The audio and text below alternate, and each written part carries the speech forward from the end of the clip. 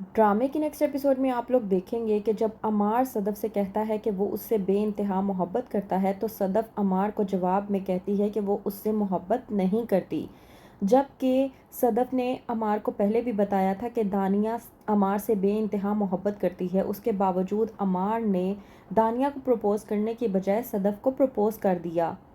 صدف جب انکار کرتی ہے عمار کو تو وہ اسے دھمکیاں دینے پر اتر آتا ہے اور اس بات سے وہ ڈر جاتی ہے۔ اگلے دن آتی ہے دانیہ صدف سے ملنے کے لیے، آ کر کہتی ہے کہ میں تم سے بات کرنے کے لیے آئی ہوں۔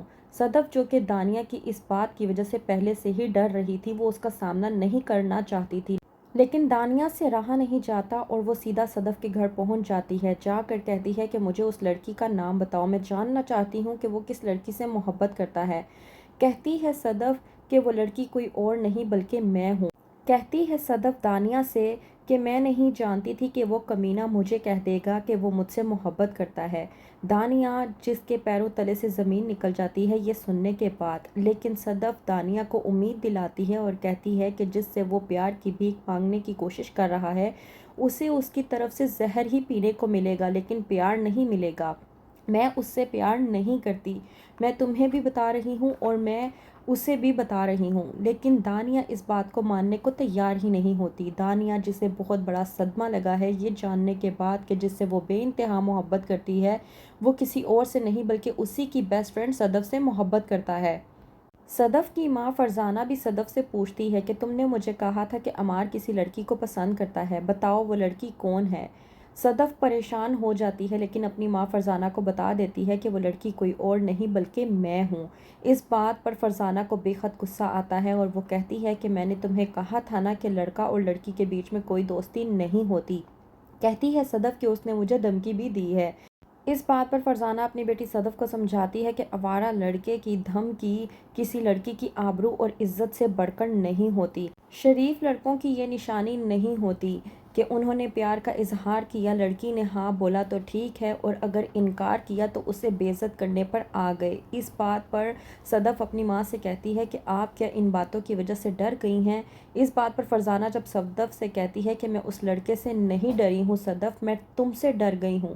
اس بات پر فرزانہ جب صدف سے یہ کہتی ہے کہ تم مجھے یقین دلاؤ، قسم کھا کر کہو کہ تم اس لڑکے سے محبت نہیں کرتی۔ صدف اپنی ماں کی بات سننے کے بعد مجبور ہو جاتی ہے اور اپنے سر پر ہاتھ رکھ کر کہتی ہے کہ امی میں اپنی قسم کھا کر آپ سے کہتی ہوں کہ میں اس سے محبت نہیں کرتی۔ وہ جتنی مرتبہ بھی میرے پاس آئے گا یہ کہنے کے لیے کہ وہ مجھ سے محبت کرتا ہے اسے جواب میں انکار ہی ملے گا۔ آپ اس بات کو لے کر اتنا پریشان نہ ہوں۔ وہیں پر دوسری طرف بلال عبداللہ جو کہ اپنے پاس بیٹھے نمدار کو کہتا ہے کہ میں نے سنا ہے کہ آپ کی بیٹی نے ہوٹل مینجمنٹ کی ڈگری لی ہے۔ وہیں پر نمدار کہتا ہے بلال عبداللہ سے کہ سر معاف کیجیے گا، آپ کو دکھ ہوگا لیکن میں آپ کو کہہ دوں کہ پیتے ہوئے میری بیٹی کو ڈسکس مت کریں۔ یہ بات بلال کو بالکل بھی اچھی نہیں لگتی۔ جیسے ہی پہنچتے ہیں گھر وہیں پر نمدار آ کر بتاتا ہے کہ بلال بہت زیادہ دکھی تھا۔ کہتا ہے نمدار اس کے چہرے پر دکھ ہونے کے باوجود مسکراہٹ تھی، پیے ہوئے تھا لیکن پھر بھی میرا سہارا نہیں لینا چاہتا تھا، صاف نظر آ رہا تھا کہ کوئی دکھ تھا جس کو چھپانے کی کوشش کر رہا تھا۔ فرزانہ جو کہ اپنے شوہر نمدار کو بار بار کہتی ہے کہ وہ بلال کے پاس سے نوکری چھوڑ دے کیونکہ وہ لڑکا شراب پیتا ہے، اور آپ کیا کرتے ہیں کہ وہ شراب پیتا ہے، آپ اس کو سنبھالتے ہیں اور اس کے بعد جا کر نمازیں پڑھتے ہیں، یہ کام درست نہیں ہے۔ کہتی ہے فرزانہ کہ جب صدف کو اس بارے میں معلوم ہوگا تو وہ کیا کرے گی؟ تو کیا ہوگا ڈرامے کی اگلی قسط میں جاننے کے لیے دیکھتے رہیے ڈرامہ سیریل سن میرے دل۔